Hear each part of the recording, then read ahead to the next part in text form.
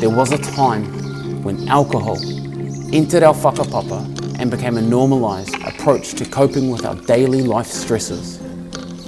That time is now.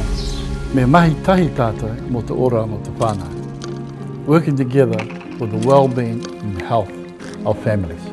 Do we take notice of the ripple effects that alcohol and drugs have on our people?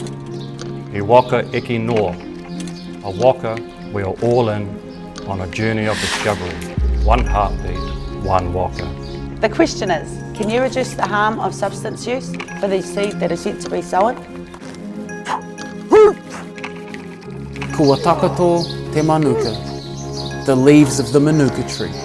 The challenge has been laid.